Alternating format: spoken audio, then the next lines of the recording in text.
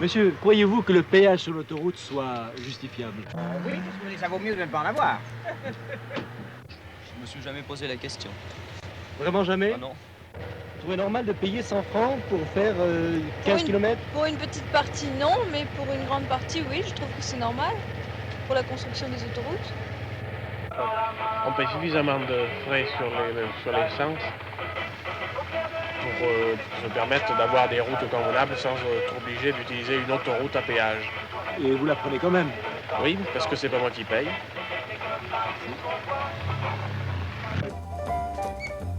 Autre aspect du problème, celui des commerçants qui travaillent sur les nationales, maintenant doublées par les autoroutes, et qui de ce fait voient diminuer leur chiffre d'affaires, comme par exemple ce pompiste, ce potier et cet aubergiste de la nationale 6.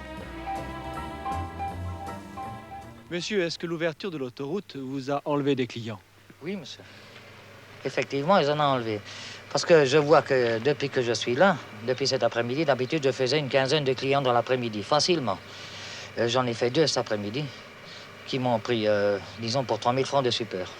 D'habitude, je faisais, dans mon après-midi, facilement, mais 35 000, 40 000 francs.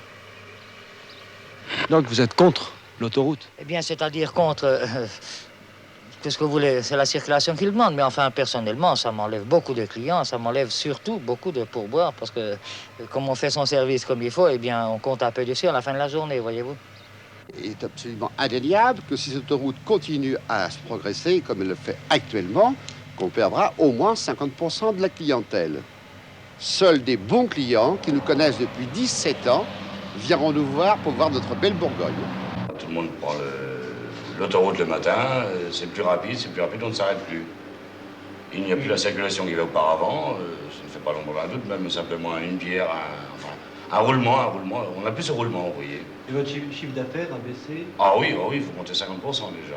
Pour les fêtes, enfin, je m'aperçois qu'en fait, je baisse de 50% le matin. Qu'allez-vous faire maintenant? C'est on se demande. À quelques kilomètres de là, le même problème s'est posé il y a 4 ans. Et la situation semble maintenant plus optimiste. Monsieur, vous êtes hôtelier. Est-ce que la déviation a gêné votre commerce? A gêné, oui, du fait qu'environ 1 an s'est écoulé, durant lequel on n'a pas vu pratiquement de clientèle. Et on commence à s'ennuyer. Mais petit à petit, tout est revenu en ordre et les clients sont revenus plus régulièrement.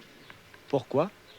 Parce qu'ils trouvaient certainement un calme, ils trouvaient aussi le cadre avait changé, on avait amélioré, on avait fait certaines choses qui ont plu aux clients et ils sont revenus plus régulièrement.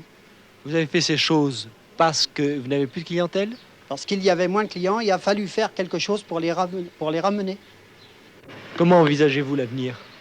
On pense que maintenant, à force que tous les pays vont être déviés, on pense que la clientèle va rechercher quand même les endroits isolés de plus en plus, quoi. Et on voit ça un peu mieux, quoi. Vous avez bon espoir? Je pense, oui. Je pense que dans les années à venir, et puis avec un peu de publicité, on devrait pouvoir s'en sortir. Il est évidemment difficile de contenter tout le monde, mais de toutes les façons, l'autoroute est la solution de l'avenir. Et vous, qui allez partir en vacances, vous serez très certainement de notre avis.